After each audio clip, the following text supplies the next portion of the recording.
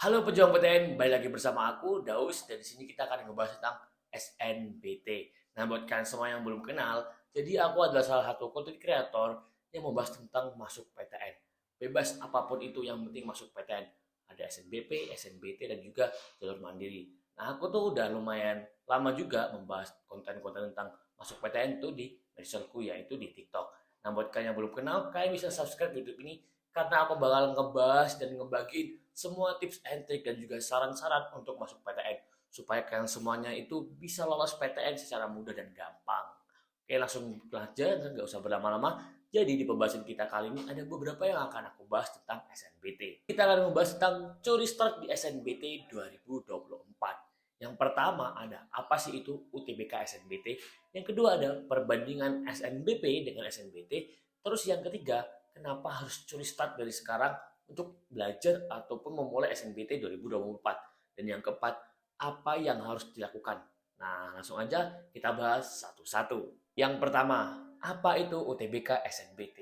Jadi, UTBK SNBT adalah seleksi nasional berdasarkan tes. Nah, jadi jalur masuk perguruan tinggi negeri ini menggunakan tes atau ujian yang dinamakan UTBK. Apalagi itu, UTBK, SNBT itu apa? Emang apa sih bedanya UTBK sama SNBT? Jadi, ini aku jelasin secara singkat ya. UTBK adalah ujian yang digunanya adalah untuk mencari nilai kalian. Dan nilai kalian itu yang akan diseleksi di sebuah jalur yang namanya SNBT. Jadi, ini bukan sama atau beda ya, melainkan ini adalah sebuah rangkaian. Jadi, UTBK dulu, setelah ujiannya yang dinamanya UTBK selesai, barulah nilai kalian tadi diseleksi di SNBT. Nah, mungkin teman-teman sampai sini udah paham ya secara keseluruhan. Lalu, siapa aja sih yang boleh ikut SNBT ini? Nah, ini akan masuk ke pembahasan kedua kita. Perbandingan antara SNBP dan juga SNBT. Jadi, apa sih itu SNBP? Dan apa bedanya dengan SNBT? Enakan mana nih, SNBP atau SNBT? Nah, mending jalur mana nih yang kita pilih, seleksi yang mana? SNBP atau SNBT? Oke, di sini akan kita bahas. Jadi, SNBP adalah jalur seleksi nasional berdasarkan prestasi. Untuk penjelasan lengkapnya, udah aku buatin video di sini ya, bisa kalian klik. Nah, untuk alur dan jalurnya dari masuk PTN itu ada semua di videoku yang ini juga. Jadi kalian bisa tahu nih alurnya dari awal SNBP, SNBT, masuk PTN yang jalur mandiri itu apa aja. Dan kalian bisa lihat di sini tuh semuanya secara jelas dan semua ringkas. Lalu bedanya dengan SNBT adalah jalurnya. Karena ini merupakan dua jalur yang berbeda untuk bisa masuk PTN. Jadi akan ada siswa eligible yang akan masuk di jalur SNBP dan yang nggak eligible akan menggunakan jalur SNBT. Untuk yang masih bingung apa itu SNBP, apa itu eligible, dan istilah-istilah lain, kalian bisa cek di videoku yang ini ya. Dan kenapa wajib kalian cek? Karena kalau kalian bisa masuk lewat jalur ini, kalian adalah manusia paling bahagia di bumi. Karena jalur SNBP ini nggak pakai tes ujian sama sekali. Mudah banget, nggak sulit, nggak harus persiapan yang ribet-ribet, nggak harus belajar, nggak harus pusing-pusing buat ikut ujian. Ya, karena tinggal submit nilai dan beberapa berkas lalu udah beres dan tinggal nungguin pengumuman aja. Tapi ini nggak semua dari kalian boleh ikut SNBP. Paling banyak hanya 40% dari teman seangkatan kalian. Jadi yang nggak boleh ikut di SNBP, ya harus war di SNBT. Seleksi nasional berdasarkan tes. Aku cuma mau bilang aja buat kalian yang udah punya niat buat ikut jalur SNBT, semangat, semangat banget. Karena perjuangannya itu panjang banget, capek, lelah, letih, lesu, dan banyak banget korban yang berguguran di SNBT ini. Nah, ini bakal nyambung nih ke topik ketiga kita. Kenapa harus curi start dari sekarang?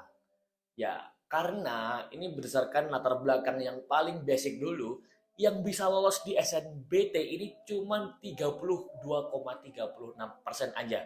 Bayangin, dari 803.582 siswa, yang lolos tuh cuma 200 ribuan. Dikit banget. Kenapa hal ini bisa terjadi? Berdasarkan dari surveiku yang aku lihat dari teman-teman followerku yang ada di media sosial di TikTok, ada beberapa hal yang menjadi faktor utama. Yang pertama, daya tampung universitas. Yang kedua, persiapan yang kurang matang dari peserta SNBT. Nah, karena UTBK SNBT, aku akuin sulit banget. Soal-soal yang diberikan itu juga nalar, apalagi waktu yang diberikan juga nggak sebanding dengan kesulitan soal yang diberikan. Maka dari itu dibutuhkan persiapan yang matang banget untuk ikut UTBK SNBT 2024 ini. Yang jelas, belajar kalian harus ditingkatin banget. harus dimaksimalin. Apalagi subtes yang diberikan juga bukan subtes yang gampang. Berdasarkan Permendikbudristek nomor 48 tahun 2022, subtes yang diberikan itu nggak dipelajari sama sekali dan nggak pelajari langsung di sekolah. Dan ini dia 7 subtes untuk UTBK tahun 2023 kemarin.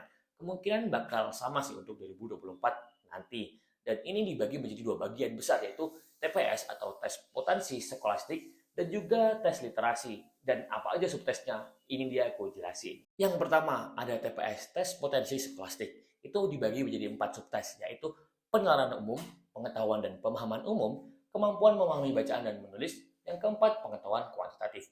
Sedangkan untuk di tes literasi itu ada 3, literasi dalam bahasa Inggris, literasi dalam bahasa Indonesia, dan ketiga pengenalan matematika. Nah, kalau kalian udah ngebayangin betapa sulitnya UTBK SNBT 2024 dan udah tahu nih kenapa alasannya untuk curi start dari sekarang, kira-kira apa sih yang harus dilakukan? Dan ini relate dengan pembahasan kita keempat. Keempat, apa aja yang harus dilakukan untuk curi start di SNBT 2024? Nah, ini ada beberapa nih. Yang pertama, mulai belajar. Ini enggak hanya untuk anak SNBT ya, tapi untuk anak SNBP juga. Karena meskipun jalurnya mudah untuk diikuti, tapi peluang lolosnya tuh kecil banget. Nah, kalian bingung nggak sih dari mana belajarnya? Banyak banget kok. Dari buku-buku, dari website, dari YouTube, itu juga bisa untuk kalian belajar. Untuk buku yang aku rekomendasiin dan bisa kalian pakai, itu udah aku taruh di link deskripsi ya. Tapi jangan kelamaan, soalnya ini buku tuh sulit banget untuk dapetin. Daripada kehabisan, mending dimiliki dari sekarang. Dan nanti aku bakal bagi ini materi mana aja yang harus diprioritaskan untuk dipelajari. Karena itu, kalian wajib banget untuk subscribe channel aku. Takutnya ketinggalan di video-video yang aku bahas tentang apa aja materi yang harus dipelajarin dan kalian malah nggak harus PTN. Kan bakal nyesel banget. Yang kedua, mulai atur jadwal. Ya, aku yakin banget kelas 12 ini akan disibukkan banget dengan ujian, dan ujian. Ujian sekolah, ujian semester, dan masih banyak lagi. Makanya, mulai dari sekarang, atur jadwal kalian buat belajar. Minimal mulai dari sekarang, udah kalian bagi nih waktu kalian untuk belajar UTBK. Aku juga udah punya template nih, jadwal belajar dengan materi apa aja yang harus dipelajarin. Dan aku akan bahas di video-video selanjutnya. Maka dari itu kalian wajib banget subscribe biar nggak ketinggalan di video-video aku selanjutnya. Karena kalian itu jangan lupa kurang-kurangin hal-hal yang kurang produktif.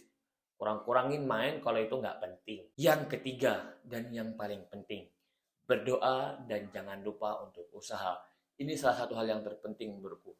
Jalur langit itu jangan diremehin karena itu sangat penting dan sangat berpengaruh terhadap hasil dari usaha yang kalian lakuin. Dan aku juga udah punya rumus dan juga jurus yang aku kemarin lakuin untuk bisa lolos di SNBT. Karena dulu itu namanya SBMPTN. Dan nanti aku bakal share di sini di YouTube aku dan aku bakal bahas secara rinci apa aja yang kemarin aku lakuin jalur langitku supaya aku bisa lolos PTN. Ya, mungkin cukup sekian yang dari aku teman-teman untuk video kali ini. Jangan lupa masuk PTN tuh nggak semudah itu. Perlu perjuangan dan pengorbanan. Tapi jangan takut, semua permasalahan pasti ada jalan keluarnya dan bisa ditaklukkan. Dan taklukkan bersama aku karena aku bakal ngasih tips and trik seputar masuk PTN. Dan karena itu aku pamit. Dadah!